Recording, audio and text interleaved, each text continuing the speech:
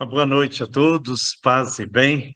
Com alegria que nós estamos reunidos mais uma vez para nosso momento de formação, de reflexão, este encontro de fraternidade. Hoje nós estamos iniciando uma nova etapa nesse caminho de formação. Nós começamos hoje um bloco intitulado Pilares de Nossa Espiritualidade, ou Pilares da Espiritualidade Franciscana. Neste módulo, nós vamos então conversar sobre os pontos centrais da nossa espiritualidade, como seguidores, seguidoras de Francisco e Clara de Assis. Então, sejam todos bem-vindos, bem-vindas ao nosso encontro. Nós vamos iniciar hoje com uma oração que o Papa São João Paulo II escreveu a São Francisco de Assis no dia 5 de novembro de 1978. E vocês verão quanto as palavras dele são tão atuais, né? Como que a história vai caminhando e os desafios permanecem, né? Então, iniciemos em nome do Pai, do Filho e do Espírito Santo. Amém. Tu que tanto aproximaste Cristo da tua época, ajuda-nos a aproximar Cristo da nossa época, dos nossos tempos difíceis e críticos. Ajuda-nos. Estes tempos esperam Cristo com grandíssima ansiedade, embora de tal coisa não deem conta muitas pessoas de nossa época.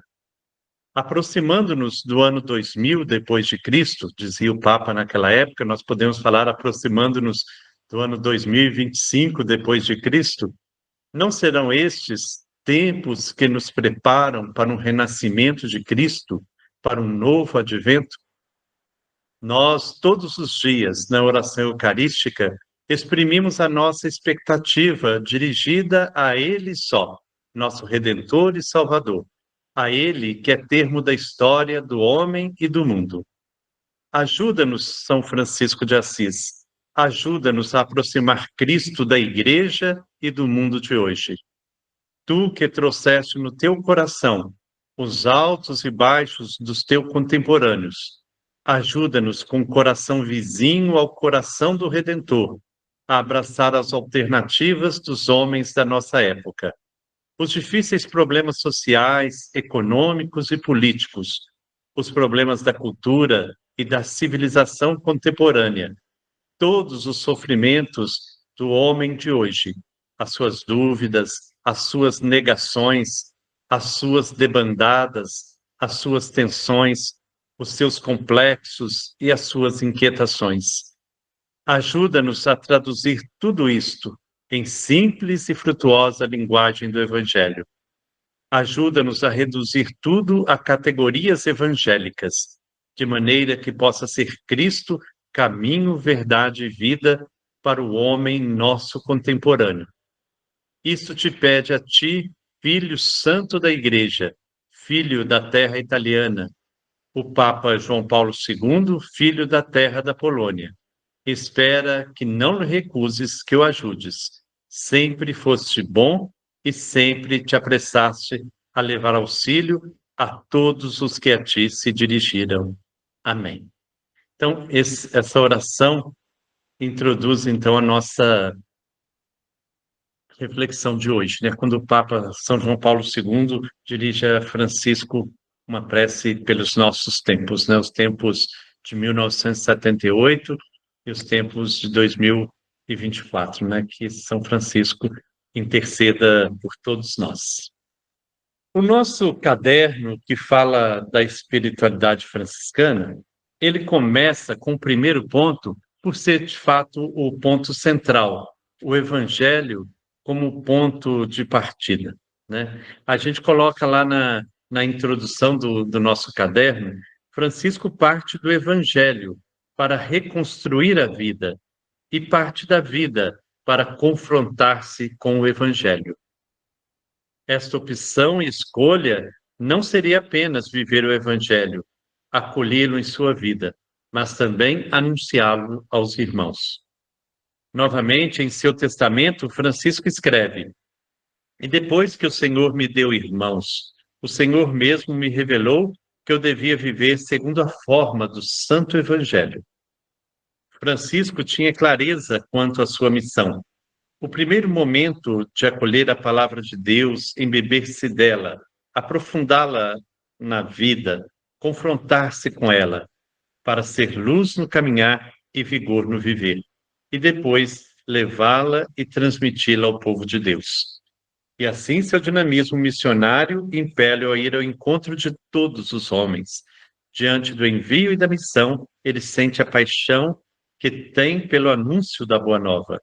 Ele sente a vocação missionária que Deus o chamou e sente-se feliz e realizado em ser o bom samaritano a difundir essa mensagem não só aos leprosos, mas à humanidade toda. Então, é um convite para a gente começar essa nova etapa olhando para Francisco, que olhava para o Evangelho o tempo todo. Para ilustrar a nossa reflexão, nós vamos assistir um pequeno vídeo, é uma parte de um filme sobre a vida de São Francisco. Como todos os filmes sobre a vida de Francisco, nós não podemos pegar ao pé da letra, porque há toda uma liberdade poética e uma liberdade comercial também, né, nos filmes. E então, muitas vezes eles colocam aquilo que sabem que vão vender, né? Então, por isso a gente não pode levar tudo muito a sério nem ao pé da letra.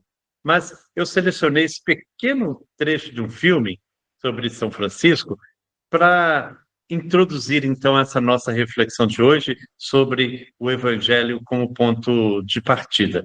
Vamos assistir, então, esse pequeno vídeo.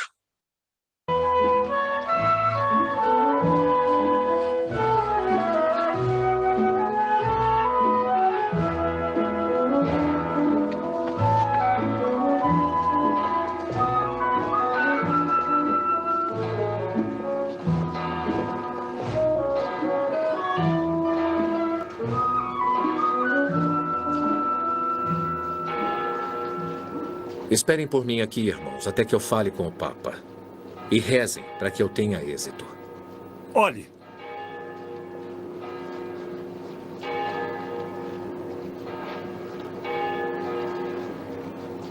Parece impossível, Francisco. Você precisa de uma permissão especial para entrar. Tenha fé, irmão Catane. Como sabia se é impossível se não tentarmos?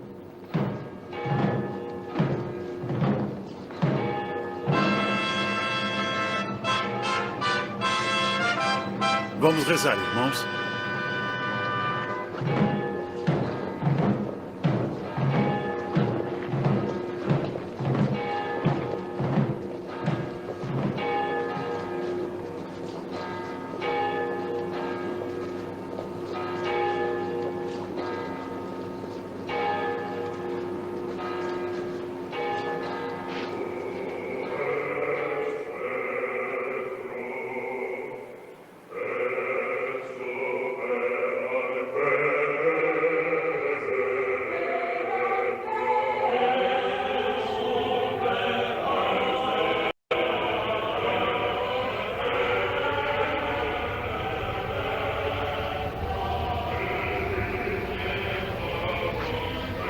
Com licença.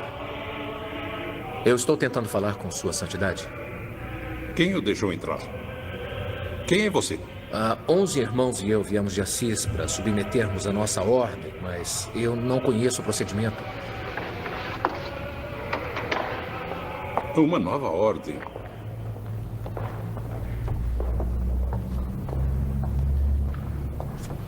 Isso é bastante incomum.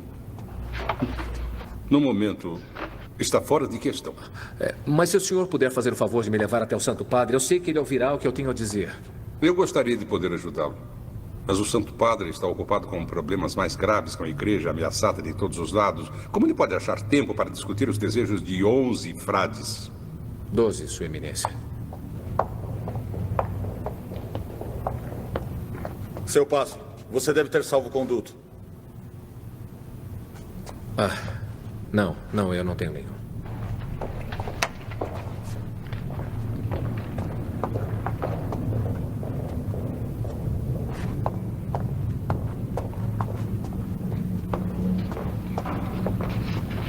Conheço aquele rapaz. O que ele queria? Sua permissão para sua regra.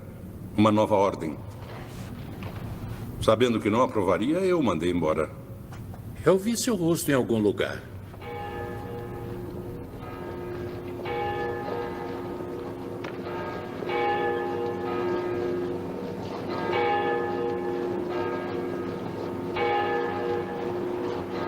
Espere, irmão! Volte!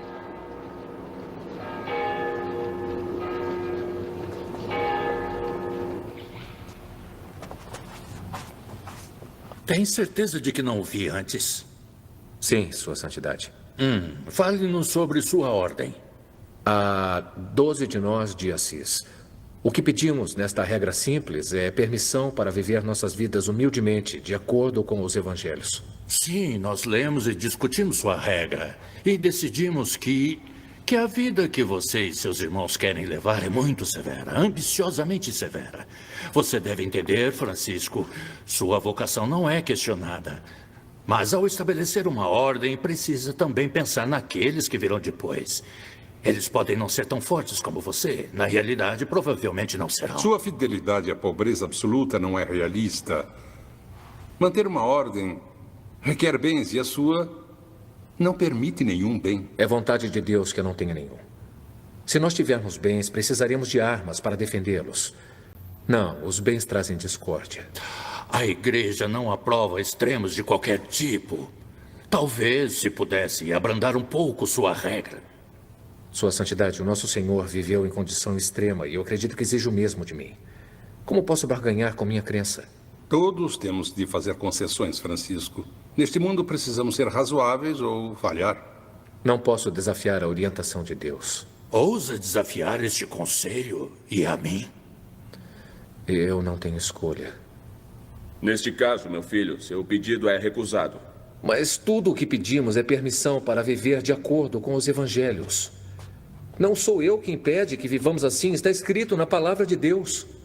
Sua Santidade, Suas Eminências, se dissermos que tal tipo de vida é impossível, declaramos que os evangelhos não podem ser seguidos e cometemos blasfêmia.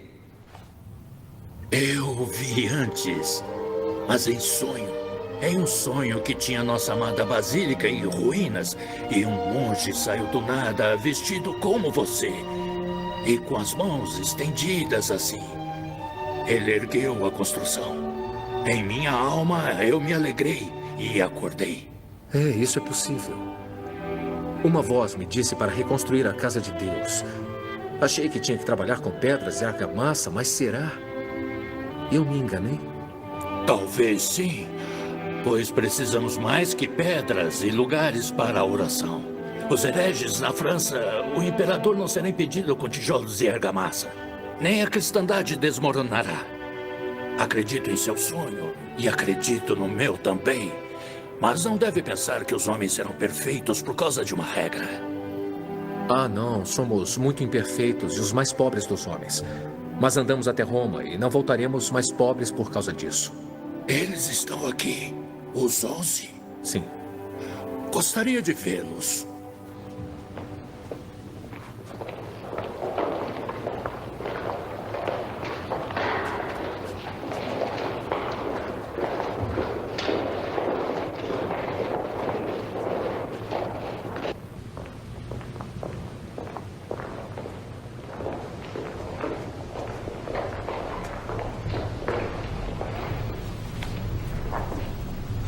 Estes são meus seguidores. Meus irmãos, Sua Santidade. Tem certeza de que Deus e os homens continuarão a ajudá-lo? Tem, meu filho. Eu confio em meu Senhor. Então vá, Francisco. Seu pedido será concedido. E que sua devoção e a de seus seguidores fortaleçam toda a igreja. E quando o senhor aumentar seu rebanho, volte aqui e lhe confiarei tarefas maiores. E que sua ordem seja um exemplo para todos nós. Muito bem. Então, como eu disse antes do vídeo, né, tem algumas questões que não são históricas, né, mas que o vídeo nos ajuda a refletir, né? Eu acho que ele ajuda a gente a refletir sobre essa motivação central que estava na busca de Francisco e de seus primeiros companheiros, que era viver o Evangelho. E, de fato, a Cúria Romana se vê numa situação bem difícil, porque a igreja tinha, de fato, várias exigências, a própria questão da propriedade das ordens era um caso muito sério. Santa Clara vai enfrentar, durante muitos anos, esse problema, né? Porque ela também não queria ter posses, não queria ter propriedade, mas Roma não autorizava nenhuma ordem que não tivesse propriedade, ainda mais de clausura, porque elas dependeriam dessas propriedades para sobreviver, né? Então, eles não aceitavam. E Clara lutou até o último momento para ter o que ficou na história chamado como privilégio da pobreza, de poder viver sem propriedades. E isso aí Francisco também sustenta toda a sua vida, esse viver sem propriedades. Mas antes mesmo da morte dele, ele já vai se confrontar com os frades, construindo conventos, já fazendo, de fato, muitas propriedades, né? Mas aí o tema que eu queria chamar a atenção nesse vídeo é exatamente a radicalidade do Evangelho, né? Que é isso para Francisco. A regra de Francisco, ela é um apanhado de passagens dos evangelhos e outras passagens bíblicas, né? Principalmente dos evangelhos. Ele vai pegando vários versículos, vai juntando, e aquilo vira a regra franciscana. Não é nada elaborado teologicamente, mas é, de fato, um apanhado de textos bíblicos que Francisco queria viver, queria transformar em realidade aquilo. E para o Papa e a Cúria Romana, ficou muito difícil dizer não, porque se dissesse não para Francisco, estava dizendo que seria impossível viver o Evangelho. E aí, então, o anúncio do Evangelho fica como algo que realmente não está ao alcance das pessoas. E como todos nós sabemos, tudo que Jesus ensinou, mostrou, está ao nosso alcance, né? O Papa Francisco insiste muito nisso no documento que ele escreveu em 2019, Gaudete et Exsultate, sobre a santidade no mundo de hoje, e ele fala que o Evangelho está ao nosso alcance, ele não é só para poucos, mas é para todos, né? Então, viver o Evangelho é para todos. E Francisco compreendia isso e queria isso, né? Então, para o Papa negar isso seria, de fato, um problema, né? Então, ele se vê, de fato, numa encruzilhada e acaba optando por aprovar a regra com base nesse sonho, né? Os vários biógrafos de São Francisco relatam esse sonho do Papa, né? Então, ele de fato provavelmente existiu mesmo, né? Aconteceu do Papa sonhar que a Basílica do Latrão estava caindo e um pobrezinho, um fradezinho, foi lá e segurou as colunas e não deixou a igreja cair, né? Então, isso aí faz de fato o Papa acreditar naquele pobre, naquele mendigo, né, que estava pedindo uma aprovação, e aprova ali a regra, né? Então, essa primeira regra, ela teve uma aprovação oral, né? Então, isso aí se calcula que foi por volta do ano de 1209. E só em 1223 é que vai ter uma aprovação escrita da regra, que é a regra bulada que nós temos, recebe a bula papal, né? Então, Francisco vai viver um bom tempo com essa regra que teve apenas uma aprovação oral, né? Uma aprovação verbal. Mas no nosso texto que nós temos para hoje, que foi indicado lá, um ponto-chave é esse, né? Que o Evangelho ocupa o centro, é o ponto de partida e o ponto de chegada também de toda a espiritualidade franciscana. E Francisco vai passar a sua vida tentando viver o Evangelho. Nada mais do que isso, é viver o Evangelho. Por isso, ele é reconhecido por muitos na igreja, em vários documentos pontifícios, de teólogos, fala do Francisco como todos evangélicos, o homem todo evangélico. Tudo nele fala do Evangelho. Por isso, ele é tido como o homem que mais se aproximou de Jesus Cristo, aquele que chegou mais perto de Jesus pela sua vida, pela sua simplicidade, pela encarnação do Evangelho, né? Então, acho que isso é fundamental para a gente entender a espiritualidade franciscana, que ela é firmada no Evangelho, né? Então, é buscar viver o Evangelho cada dia, né? Então, esse acho que é um ponto-chave desse primeiro momento da nossa reflexão. Depois, a segunda parte que apresenta no caderno nosso fala de Francisco o Evangelho até as últimas consequências, né? E isso o vídeo mostra, né? Esse pequeno vídeo aí mostra como que ele queria levar às últimas consequências.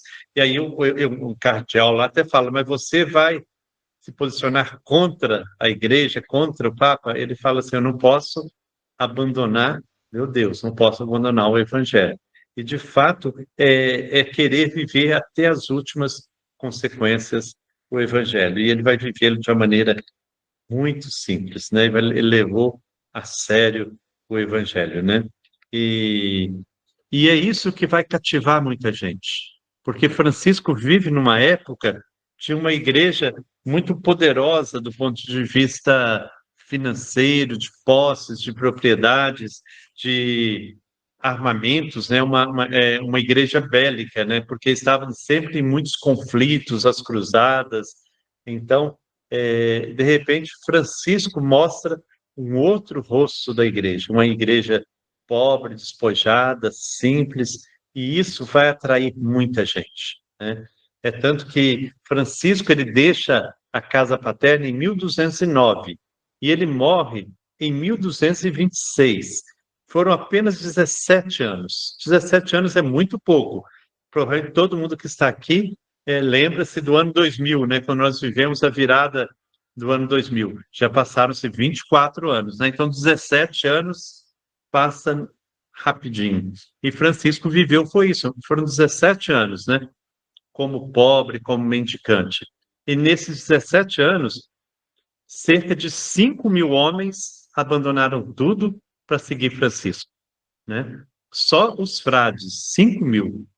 E sem contar as irmãs, né, que muitas clarissas, vários mosteiros foram abrindo de clarissas, né, em várias partes. E depois também vem os leigos, as leigas, né, que com Lucésio, Bonadona, né, que vão de fato encher o mundo de franciscanos e franciscanas, né? Então, quando Francisco morre, a família franciscana já era muito numerosa. E o que fala desse atrativo? O que atrai tanto as pessoas? É de fato a novidade do Evangelho, que foi se perdendo, que foi de fato sendo abafada pelo por toda a busca de poder, de conquistas, e também a luta contra aqueles que aí no filme e também nas biografias de Francisco aparecem muito, são os sarracenos, né, que são os muçulmanos, né? Então, uma luta com eles, então foi um período assim, de muito confronto e que o evangelho parece que ficou esquecido por um bom tempo, né? Então, só que quando escurece, as pequenas luzes começam a brilhar, né? Então, acho que isso é interessante. Quando está tudo escuro, né? A Kátia mesmo estava falando agora há pouco lá que na casa dela está tudo escuro, está faltando luz. Uma vela faz diferença. Agora, se você acende uma vela de dia, a gente nem nota que tem uma vela acesa, né? Então, agora, quando acende uma vela na escuridão, e de fato é isso, quando as coisas não estão indo bem, vão aparecendo essas pequenas luzes que vão fazendo diferença. E Francisco, com certeza, foi uma pequena luz que virou um luzeiro quando foi juntando com as pequenas luzes que foram os irmãos, as irmãs, que foram chegando para viver o Evangelho, né? Então, aí vão iluminar o mundo com o Evangelho. No texto a qual me refiro, aí do Francisco, o Evangelho até as últimas consequências, falo que nós precisamos, então, pensar em vários aspectos que envolvem a vivência do Evangelho. Primeiro, coloquei, é a questão da simplicidade, que nós complicamos demais a vida, as coisas, né? Então, a simplicidade. Depois, em segundo lugar, o amor fraternal. O Evangelho nos leva a aproximar das pessoas, não a guerrear, não a atacar, não é nesse confronto, mas, de fato, a gente buscar esse amor fraternal. Depois, o Evangelho fala de renúncia. Não há como viver o Evangelho sem renunciarmos a tudo isso que atrai as pessoas, atraía e atrai ainda hoje, né? Que é todo esse consumismo, tudo isso que nós vemos aí, essa sede de poder, essa luta para ser mais do que o outro, né? Então, passa por uma renúncia, né, que é necessária. Outro aspecto da vivência do Evangelho é a oração. a meditação, o silêncio, né? A gente, de fato, deixar Deus falar conosco. Jesus, no Evangelho, buscava constantemente essa escuta do Pai, né? Então, como que também é viver o Evangelho é ser pessoa orante, pessoa de meditação, pessoa do silêncio. Depois, a questão também a volta à Sagrada Escritura.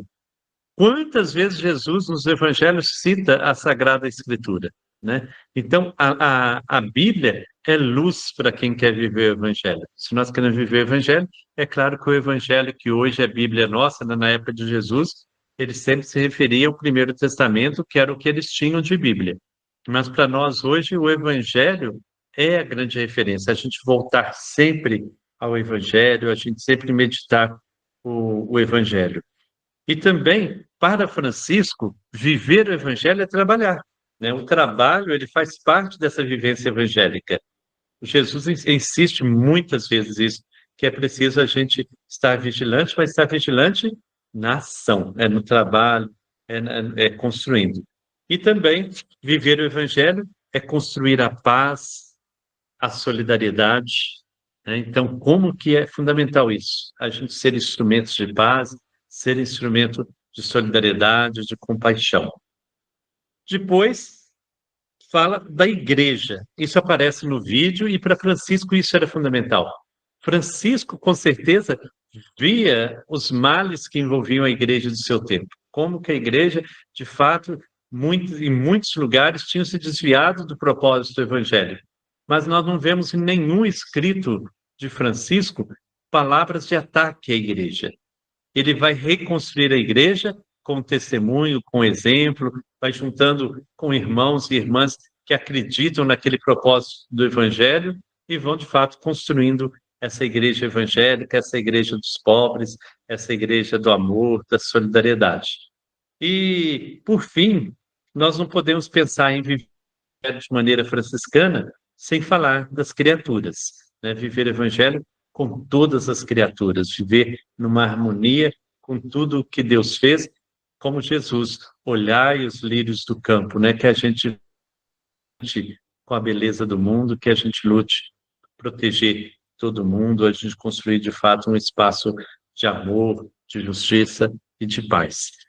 E ao final, a gente apresenta algumas orientações à Bíblia, né, para a gente se confrontar com os evangelhos, porque um grande risco é a leitura fundamentalista, que não permite a gente trazer a palavra de Deus para iluminar a nossa realidade de hoje.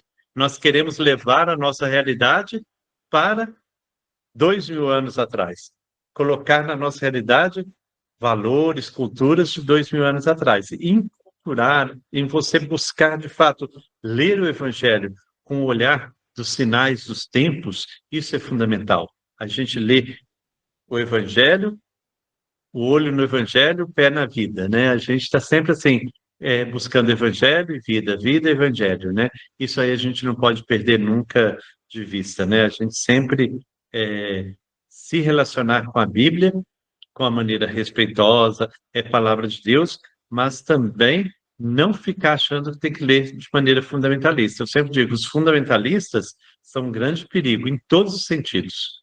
Quando a gente começa a usar a Bíblia de maneira fundamentalista, nós instrumentalizamos a Bíblia de acordo com a nossa vontade, com aquilo que a gente quer convencer os outros. E sempre, às vezes, é a nossa vontade, não é a vontade de Deus. É o perigo da leitura fundamentalista, né? E a Bíblia, então, ela precisa, de fato, nos levar a uma ação, a vivência, né? Ela deve ser lida, meditada, orada. Então, essa relação de afeto, de espiritualidade, de filiação divina que a gente deve ter quando a gente vai ler a Bíblia, né? E o ponto 10 fala lá, né? Todo texto bíblico tem um contexto histórico em que se originou e um contexto literário em que foi escrito. Um texto bíblico fora do seu contexto histórico literário é um pretexto para manipular a palavra de Deus. Isso é tornar o nome de Deus, tomar o nome de Deus em vão, né? Então, é muito interessante isso. Então, esse texto que vocês têm, né, em mãos, que a primeira parte, então, dos pilares, esse primeiro ponto do Evangelho como ponto de partida, ele traz para a gente vários questionamentos, creio que traz para a gente várias inquietações, né? Porque, como a gente pergunta aí, né, eu coloquei aí várias perguntas para vocês. A primeira delas é como se dá o seu contato com os evangelhos. Então, leva a gente a uma reflexão pessoal, como que eu estou, de fato, me relacionando com os evangelhos, né? O 2 é uma sugestão que eu faço para que todo mundo leia. Eu gosto sempre de começar pelo Evangelho de Mateus, que eu acho que o Evangelho de Mateus é um evangelho que ajuda muito a gente a perceber essa novidade do evangelho e trazê-la para o nosso contexto. E aí, eu sugiro até aí um livro, né, para quem quiser se aprofundar na leitura do evangelho. Eu sugiro como ler o Evangelho de Mateus, que é um livro que eu gosto muito, ele é muito didático mesmo, né? Então, quem quiser pode ler o Evangelho, sempre sendo guiado por esse livro, Como Ler o Evangelho de Mateus. Mas também nós fizemos nas nossas reflexões diárias, há alguns anos atrás, se não me engano, acho que em 2021, nós fizemos uma sequência de reflexões diárias sobre o Evangelho de Mateus, tomando como base o livro do Ivo Storniolo, Como Ler o Evangelho de Mateus, né? Então, ele foi a base do nosso estudo. Quem quiser, é só tomar, está lá no YouTube, né, no canal da nossa fraternidade, no YouTube, você acha, então, lá Evangelho de Mateus. Eu vou disponibilizar para vocês depois o link da playlist, que aí vocês podem. São mais de 100 áudios, né? Então, é algo para ir fazendo devagar, meditando devagar, que lá a gente faz a leitura de todo o Evangelho de Mateus e a meditação a partir das reflexões do Ivo Storniolo, né? Então, uma sugestão para a gente poder aprofundar no conhecimento do Evangelho. É algo a longo prazo, né? Então, fica essa sugestão para vocês. E aí, as outras perguntas: quais são suas principais dificuldades para ler a palavra de Deus? Você recorre aos evangelhos para buscar luz em suas decisões? Frei José Carlos Pedroso apresenta 10 pontos que marcaram intensamente a vivência do evangelho por São Francisco de Assis. É isso que a gente falava há pouco. Em quais desses aspectos você mais precisa crescer? Aponte os principais desafios para a sua trajetória pessoal. E, por fim, a gente fala quais desses pontos você precisa avançar nesses 10 pontos das orientações para ler a Bíblia. Considera fazer uma boa leitura da Bíblia, né? Então, hoje, as perguntas, elas levam muito para a nossa reflexão pessoal. Mas eu creio que aqui nós podemos conversar um pouco, né, sobre esses desafios de fazer do Evangelho, de fato, o ponto de partida para a gente, né? E lembrar sempre de Santa Clara, que dizia às suas irmãs: não perca nunca seu ponto de partida, né? E o ponto de partida é o Evangelho, é Jesus Cristo, né? Então, nós vamos abrir para a nossa conversa, né, para o nosso diálogo, e aí quem quiser trazer alguma pergunta, alguma reflexão, uma contribuição da sua experiência pessoal também, né, vale, como que você tem se relacionado com o Evangelho. E então é um momento de partilha, da gente aprofundar esse tema, enriquecer mais ainda a nossa reflexão. Então, quem quiser começar, pode levantar a mão, né? Nós vamos fazendo então essa conversa nossa gostosa, a gente partilhar sobre o Evangelho como ponto de partida. Quem quer começar? Ô Frei, boa noite a todos e a todas. Na verdade, eu tinha feito uma pergunta, eu fiquei curioso o nome do filme. Só. É São Francisco de Assis, chama o filme. Eu vou disponibilizar o link dele também, porque tem vários filmes com esse nome, né? E esse é um filme mais antigo. Então, eu vou disponibilizá-lo também para vocês lá no grupo, esse filme. Então, são as duas coisas, o filme e a playlist, né? Jair. Boa noite mais uma vez a todos e todas. Paz e bem. Eu estava avaliando, Frei, essas perguntas aí que foram colocadas, né, nessa primeira parte. Até não consegui concluir a leitura total, né, porque tem muita coisa lá para se ler, lá no final. Aquele texto que está anexo, né, as reflexões para as perguntas. Estou lendo lá, mas estou bem longe do final ainda, né? Do que é mesmo, do que foi, né, a concepção de Francisco, com relação ao o que é bulado, o que não é bulado, né? Aquela questão não terminei de ler ainda não. Mas em relação às perguntas, eu diria que se tivesse uma prova do que eu respondi, eu não tiraria nem 5 numa equivalência de 10, sabe? Porque realmente eu preciso melhorar nesse aspecto, né? Eu não tenho o hábito de ler a Bíblia, né? Assim, põe minha cara a tapa em relação a isso. Minha mãe lê a Bíblia todos os dias, e cobra da gente aqui, sabe? Mas até hoje, na hora, um pouquinho da reflexão, ela já veio com a Bíblia do meu lado, vamos fazer a reflexão lá, eu quero que você lê um evangelho aqui. Olha, amanhã eu ajudar, que hoje temos reunião com o Frei Gilberto agora, que geralmente a gente faz 7 horas, né? 7h30 e tal, é o horário que a gente faz. Então não tem como fazer hoje a reflexão junto com eles aqui, a reflexão diária, né? Mas ela lê todos os dias e cobra da gente também. Então eu, particularmente, precisaria melhorar muito nesse aspecto, né? Dentro do contexto trazido lá, acho que eu procuro ver uma certa simplicidade, né? Claro que eu não sou um exemplo de simplicidade, né? De desapego a tudo e tudo mais, tem meus apegos também, mas talvez a simplicidade é que mais aproximei um pouco, sabe? Mas preciso melhorar tudo, aqueles 10 pontos trazidos, nossa, ali se eu estiver perto de algum, de 2 ou 3, ali é muito, sabe? Então eu preciso realmente melhorar bastante nesse aspecto e passar a entender mais o Evangelho, né? Acho que essa dica que o senhor dá para a gente, começar pelo Evangelho de Mateus, acho que é fundamental, né? Já que ele é mais, conforme o senhor trouxe aí, né? Ele nos traz para despertar, né? Para conhecimento do Evangelho, a leitura mais instigante, por assim dizer. Então, eu diria que eu estou bem aquém do que deve ser. Fiquei, assim, meio decepcionado comigo mesmo em relação a essa proposta, né? E na lógica de São Francisco, né? Conforme ele mesmo o próprio filme retrata isso, né? A igreja vivia de acordo com o Evangelho, né? Então, nós precisamos cada vez mais nos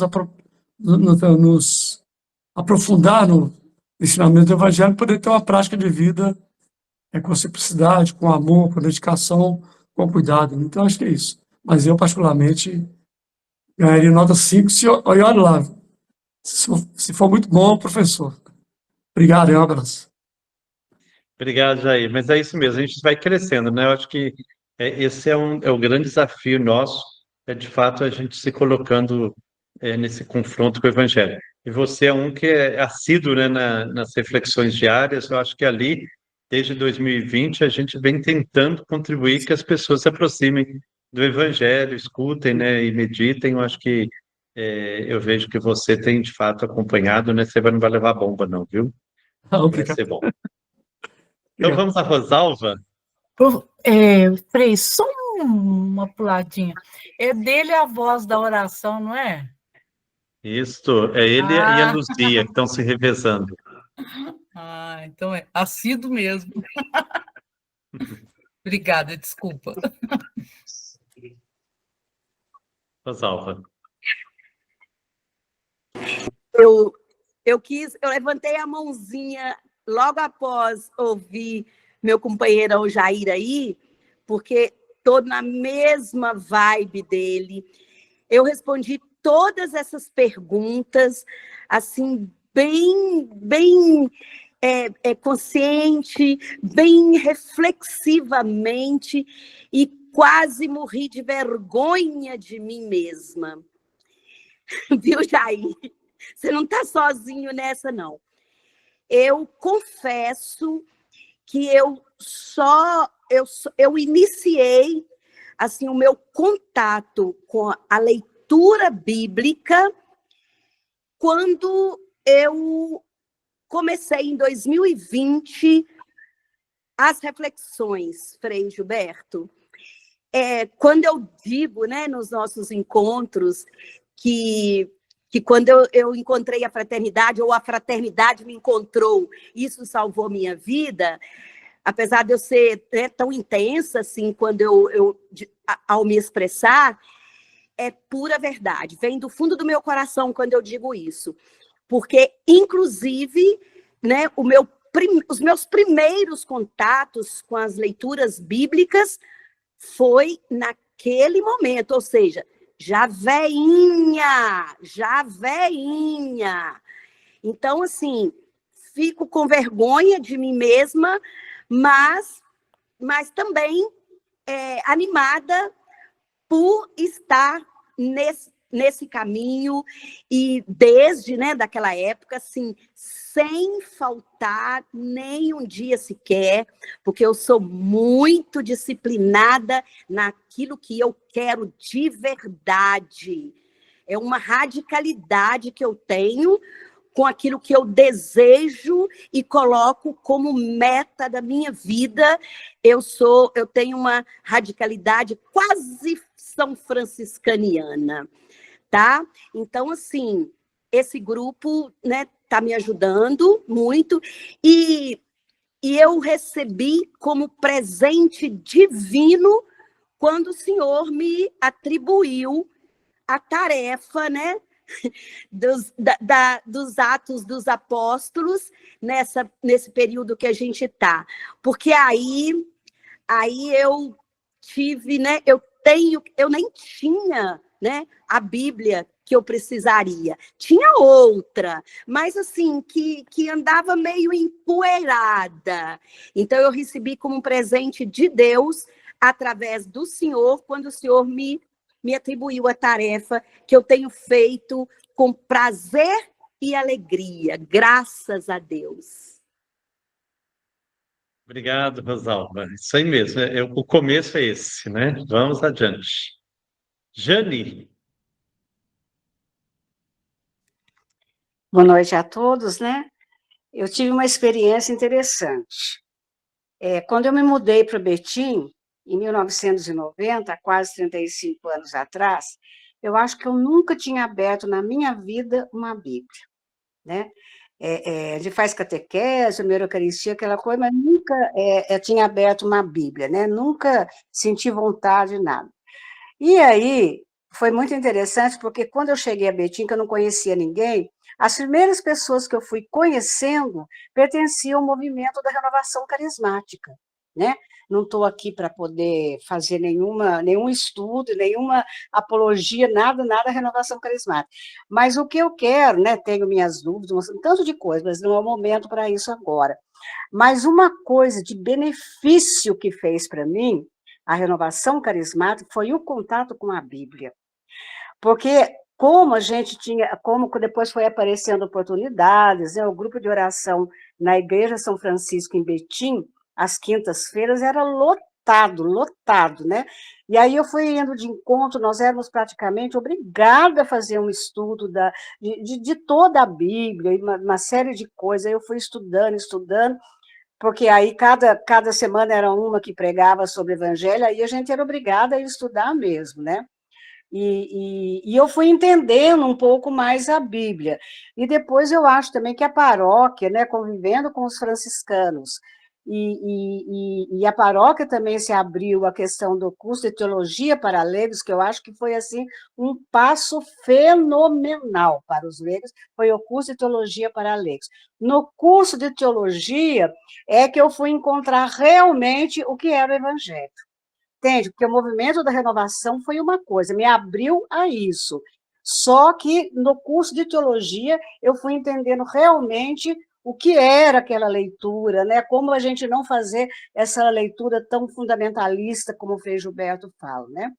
E agora eu confesso, né, o Frei Gilberto é sacerdote, então a gente pode confessar aí, na frente de todos, que eu estou muito falha ultimamente com a leitura em si da Bíblia.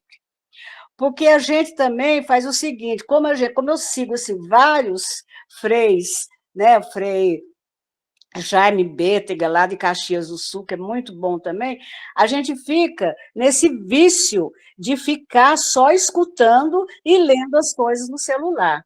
E isso faz com que a gente não abra a Bíblia, isso é terrível, né? Então, porque a gente faz toda a leitura no celular, mas eu acho que o fato de abrir a Bíblia, ler às vezes até na edição pastoral, como que a gente tem rodapés assim maravilhosos, explicativos para a gente, né? Então, a Bíblia, né, ela faz todo sentido quando você lê, ao invés de lê-la única e exclusivamente na internet. Então, eu estou muito falha nisso, mas, assim, pretendo voltar com força total, tá? Era só, assim, uma experiência que eu tive, tá? Obrigada. Beleza, Jane, obrigado. Vamos ao Clécius. Hoje eu estou ouvindo vocês falarem aí, mas assim, não desanima não, viu? Porque é todo mundo a mesma coisa. Só o pessoal que tem estrela aqui, ó, são os clérigos que estão aí lendo Bíblia desde sempre, né? Nós não. Então, assim, eu me solidarizo com todos vocês. E aí tem outras questões que, do meu ponto de vista, que a dificuldade para a gente pegar a Bíblia e ler. Primeiro, não são de todos, mas primeira coisa, tem que gostar de ler, independente de qualquer tipo de literatura. Então, eu detesto ler, por incrível que pareça. Não gosto de ler. Então, isso é um dificultador para poder pegar a Bíblia, um livro daquela grossura, a gente sabe que não vai ler tudo da página 1 à página 1000, mas já é um dificultador. Segundo, o que a gente tem ali na Bíblia? Hoje, né, o tamanho da fonte hoje me incomoda bastante. Então, já tem que comprar uma Bíblia maior para ter uma letrinha maior, porque isso afasta o leitor do texto. É natural, isso é natural. E o outro ponto de vista é realmente, hoje está fácil que a gente tem internet, tem celular na mão, mas assim, algumas palavras que são difíceis. Por mais que a gente utilize uma Bíblia que tenta aproximar uma linguagem mais popular para poder facilitar, ainda assim tem algumas coisas, algumas palavras difíceis. E o que o texto nos apresentou tem a questão da interpretação, que aí começa os maiores problemas, né? Eu vou começar a ler o Evangelho de São Mateus. A ideia é onde começo o texto e onde eu vou terminar. Vou ler o capítulo inteiro? Vou ler metade do capítulo? Vou parar? Então, assim, isso dificulta. O que eu vejo de bom, pela igreja ser milenar, ela já preparou um basicão disso aí para a gente, porque nós que vamos à missa semanalmente, pelo menos aos domingos, a gente passa pelos evangelhos, né? E aí a gente tem uma grande vantagem, que felizmente a maioria esmagadora dos sacerdotes, a maioria, tem uns um ou outro não, traz uma boa interpretação para os fiéis, para nós que estão lá. Mas a gente só faz a escuta, né? Falta essa parte intimista de pegar e interpretar, mas tem essa dificuldade. Eu me preocupo em entender, puxa vida, como é que era na época? O que passava? O que estava acontecendo? Mas muita gente deixa isso despercebido, fica só no romantismo, e aí é difícil. Mas, assim, não pode desanimar, não. É desse jeito mesmo, ninguém precisa estar com vergonha, estou deixando a desejar, não tem nada disso, não. É pegar o que dá, ir fazendo devagar, e a gente fazer um planejamento de procurar. Porque, além de interpretar, que é aí que vem agora o mais difícil, que é praticar, é viver o evangelho. Esse é o difícil. E quando a gente tem essas dúvidas, essas questões todas, para tentar entender a vida, tentar tirar uma lição ou uma luz, eu tenho um amigo que sempre me fala isso. Eu falo assim, Clécio, volta para Jesus. Volta lá para Jesus para interpretar o que ele fez, para te dar essa luz. E a gente vai seguindo, lendo pouco, interpretando do jeito que a gente dá, mas com muito cuidado. Mas façam uso da internet. Eu faço, né? Tem que só tomar cuidado que a internet às vezes dá a informação errada. Mas para ajudar, né? E vocês que fazem uso aí que segue os outros sacerdotes, freis, outras pessoas que têm maior clareza ou estudaram mais sobre o assunto, eu acho muito válido. É coisa que eu não faço, por falta de tempo mesmo. Eu não tenho tempo para ficar escutando. É muita coisa que eu tenho que fazer. Embora, como eu falei, não gosto de ler, mas eu tenho muita coisa para ler. Então, o tempo realmente é um complicador. Mas a gente ajeita, a gente tem que ajeitar, abrir um espaçozinho para poder encaixar. Vamos ver se a gente melhora nesse aspecto. Obrigado, Clécio. A Janeide. Boa noite a todos, faz bem. Eu sou uma apaixonada pela Bíblia. Desde criança, desde os 12 anos, eu li os 4 evangelhos. Eu recebi na escola, os 4 evangelhos, desde tamanho 25. Eu li todos. Aí depois, quando fiz primeira Eucaristia e Crisma, eu comecei a ler a Bíblia toda. Então, desde 2010, eu leio ela de pé a conta, com meus sobrinhos, Gênesis e Apocalipse. Eu conheci as irmãs da Nova Jerusalém, E eles me deram um roteiro. Assim, a cada dia a gente lê 4 capítulos. 4 capítulos. Aí, quando foi em novembro, já terminei rapidinho. Já terminei. Em janeiro eu vou começar de novo, se Deus quiser. E tento arrastar gente, os catequistas, mas é difícil, viu? É difícil encontrar gente para se apaixonar por Deus. Olha, aqui no primeiro aqui. Reflito o evangelho do dia. Procuro viver com essa reflexão o dia todo. A cada ano, seguindo os 3 anos, né? Ano A, B e C. E também leio João, assim. Já li João também. Todo, porque ele é a Bíblia toda, né? Faço anotações. Faço meditações do Evangelho. Com aquela reação divina, né? Reação divina. Quais são as suas principais dificuldades? Graças a Deus não tinha dificuldade, não. No começo tinha ali aquelas histórias perigosas da Bíblia, né? Me assustava com aquelas histórias. Aí, quando foi em 2015 que fiz teologia, já tinha conhecido a Bíblia toda, foi mais fácil eu pegar, estudar as disciplinas, né? Foi mais fácil. Recorro aos evangelhos para a iluminação no dia a dia. E os pontos de enfrentar os preconceitos das pessoas com outras pessoas. O segundo ponto foi encontrar uma maneira de fazer as pessoas se apaixonarem com o segmento de Jesus. Se escrevi os 3 evangelhos a punho no ano das Santas Missões Populares com o Padre Luiz Mosconi, que houve aqui na Diocese de Mossoró. Então, em 2005 a 2008, eu escrevi a punho os 4 evangelhos. Aqui na cidade do Açu, umas 4 pessoas conseguiram escrever os 4 evangelhos. Em meio de 400 missionários, apenas os 4 chegaram no fim das missões e entregaram ao Padre Mosconi para tirar a foto. E uns pela metade. Mas esses 4 conseguiram, graças a Deus. E está chovendo muito agora, então a minha internet ficou bastante instável, né? Então, vamos com o Henrique. Oi, pessoal, paz e bem. Acho que é a primeira vez que eu falo aqui, né, Frei? Acho que sim. Olha, gente, eu estava pensando, eu ia falar de cara hoje, pensei, hoje eu vou falar de cara, porque como todo mundo lê e vive muito mais do que eu vou falar logo, porque eu sou o que sou mais omisso, então eu vou falar logo no começo. Acabei que estou falando agora, e para dizer o seguinte, incrível, eu tenho na minha casa a Bíblia em vários idiomas. Trabalhei uma vez na África, no Congo, e lá é francês, né? Trabalhei na Bolívia, lá é espanhol. Então, e não leio a Bíblia. E estou ficando inquieto com isso, que há algum tempo eu queria decidir fazer teologia, uma teologia que tivesse a Monja Cohen, que tivesse o padre Júlio Lancelotti, que tivesse o pastor Henrique Vieira, pessoas que eu amo de montão, muitas referências cristãs para eu ter uma literatura, uma leitura plural, assim, eu sempre quis fazer, eu estou pensando há muito tempo.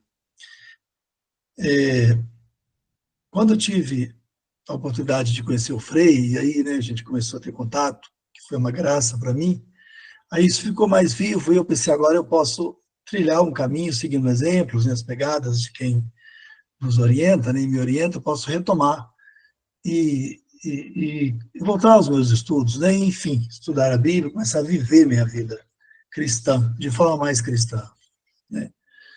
Na semana passada, eu fui convidado para ir a um batizado de uma criança, uma apresentação da criança na igreja evangélica adventista. Aí fomos lá, o pessoal muito amável, nos recebeu tão bem, e lá, quando eu cheguei, e vi que tinha vários blocos de pessoas, vários grupos dentro da igreja, e ali na frente um líder, um em pé, tal, comentando e discutindo a Bíblia. discutindo alguma coisa que eles combinaram uma semana e ficaram durante a semana toda. E eu morri de vergonha, pensei, gente, eu não faço isso. Acabei me entrosando no grupo lá e também opinando, eles aceitaram, tal, falou muito, e falaram assim, vem cá toda semana que nós fazemos essa reflexão. Ou seja, eu, na minha igreja, vou assisto missa, tal, vou embora e não partilho, não participo e não faço nada. Então, eu sou um omisso, estou querendo aprender e ir na linha do que eu já decidi. Eu não posso ficar nessa inércia, né? Eu tenho que caminhar e obrigado a vocês pela partilha. Obrigado, Frei, por me aceitar. Obrigado, Henrique. A Graça. Olha, gente, eu tive a oportunidade de fazer um curso de visão global da Bíblia lá nas Paulinas, há uns 20 anos atrás. E mudou minha vida totalmente. A partir daí, eu me libertei daqueles... Porque, na verdade, eu lembro que no início do nosso curso, tinha um padre que deu o curso para nós, que era um deles, falou assim, gente, tem que tirar as sandálias para vocês começarem a fazer esse curso, para abrir a cabeça, o coração, porque muita coisa que a gente aprendeu escraviza a gente, põe medo na gente, e a palavra de Deus liberta a gente. Ela liberta mesmo, e a gente se torna até radical, porque a palavra de Jesus é assim, você precisa, é uma fonte que você precisa dela mesmo, sempre, todo dia, para você conseguir viver, enfrentar as situações. Quando ele falou aí do padre Júlio Lancelotti, que eu amo também, do pastor, eu falo assim, são pessoas que vivem aquilo que Jesus nos manda viver, e a gente precisa disso. Só que eu sinto falta, sabe, Frei? Porque eu gostaria tanto, a gente fazer leitura orante, eu já propus aqui da gente fazer na paróquia leitura orante, e é difícil, porque a leitura orante, ela faz a gente viver, pegar aquela leitura e trazer para a vida de hoje. Quando você tem um conhecimento já, você tem como fazer essa leitura orante, passar para as pessoas, mas a gente sente dificuldade, e eu fico feliz demais de estar fazendo parte desse grupo, apesar da gente já estar, vamos falar assim, a gente não sabe nada nunca, eu acho que a gente precisa estar sempre se fortalecendo, mas eu falo assim, como a gente já tem uma caminhadinha, que é pequena, mas a gente precisa estar fazendo, renovando isso, bebendo dessa fonte constantemente. E eu fico agradecida demais e feliz demais de poder estar aqui junto com vocês, com todo mundo. Espero me tornar uma pessoa melhor e seguir o exemplo de São Francisco, que é o que eu mais quero na minha vida. Isso aí. Obrigado, Graça. É isso mesmo, é seguir firme, né? Então, nós vamos ouvir agora Guiomar. Oi, gente, boa noite, paz e bem. Fiquei ouvindo os depoimentos.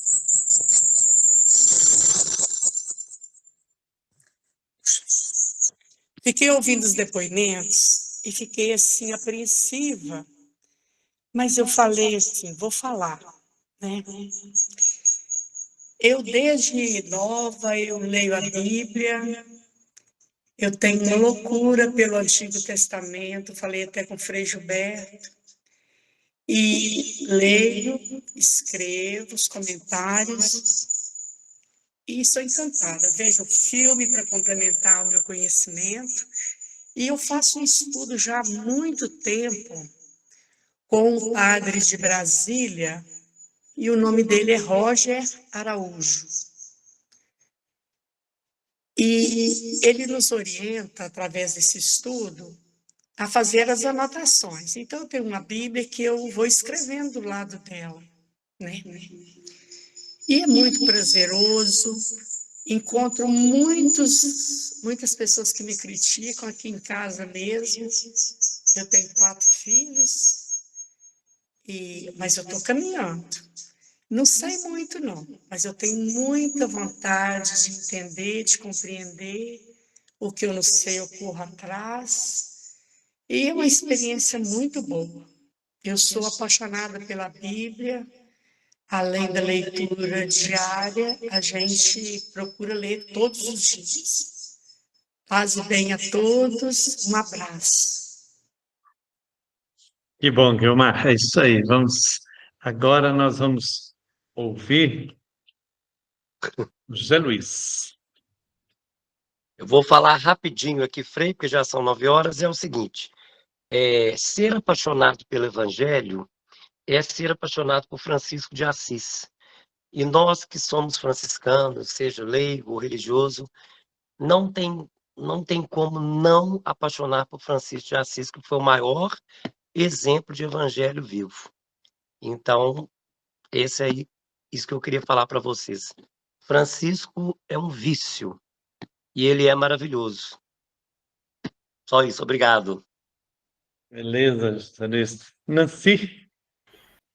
Eu não resisti quando eu ouvi a Janeide falar das Santas Missões Populares, e realmente toda essa vivência dela ali, eu vivi também, né? Não consegui escrever os 4 evangelhos, não, só quase o evangelho de Mateus, mas realmente nos dá uma profundidade bacana, né? E uma vivência, uma clareza muito grande de como viver o evangelho na proposta do Padre Luiz Mosconi.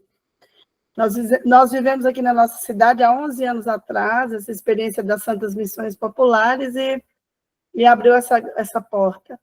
E eu gostaria de partilhar também a vivência da Guiomar com o Padre Roger. Por isso que eu, na igreja, eu não gosto muito quando a gente rotula movimentos e tendências, porque é muito arriscado para a gente mesmo, né? É claro que a gente tem que ter uma consciência crítica a respeito, mas, por exemplo, o Padre Roger, ele traz uma visão muito pé no chão da Bíblia, né? Apesar dele ser vinculado à Canção Nova, mas ele traz realmente uma visão muito... Eu fico impressionada como ele tem coragem de falar assim, críticas fortes a questões assim, de snobismo, de uma igreja de fachada, ele fala mesmo, é muito bom. E também eu tive uma experiência legal aqui, foi com Francisco Orofino. Ele acho que é assessor da CNBB em Bíblia, e é da CEBI, e ele realmente jogou todo mundo no chão aqui em Januário, porque ele realmente desmistificou muitas coisas que a gente acreditava, que a Arca de Noé existiu, que Jesus não tinha irmão, que não sei o quê, e ele foi falando muita coisa interessante. Agora, é um desafio grande, né, para nós ler a Bíblia, mas é bom. Eu sou muito assim, rasa nas reflexões, mas eu não deixo de ler todos os dias. Obrigada. Ok, Nancy.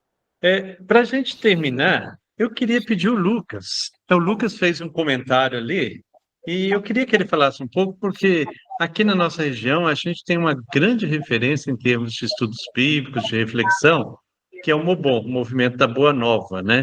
E que mudou a vida de muita gente, muitas comunidades aqui da nossa região. Então, o Lucas fez a referência, talvez o Lucas podia dar uma palavrinha para a gente terminar, né? Você quer falar, Lucas? Oi, boa noite, paz e bem. Tudo bem com vocês? A gente tem a experiência do Movimento da Boa Nova com a questão dos grupos de reflexão. A Diocese de Caratinga tem essa experiência muito bacana de muitos anos com essa questão do grupo de reflexão, que tem um roteiro, que todo mundo faz os plenários, visita cada família uma semana. Então, a gente tem essa experiência muito bacana. O José Pinto, do MST, tem uma música que diz assim, que a gente cultiva a terra e a terra cultiva a gente, né? E a Bíblia é assim, a gente cultiva a Bíblia e a Bíblia cultiva a gente. A gente mistura a vida com a Bíblia e a vida com a Bíblia e a Bíblia com a vida e fica muito bacana. Aquilo que diz o Dom Arcebispo de Aparecida, né? Bíblia na mão, pé no chão, ternura no coração, e a missão acontece. Então, essa experiência é muito bacana com a Bíblia. Obrigado.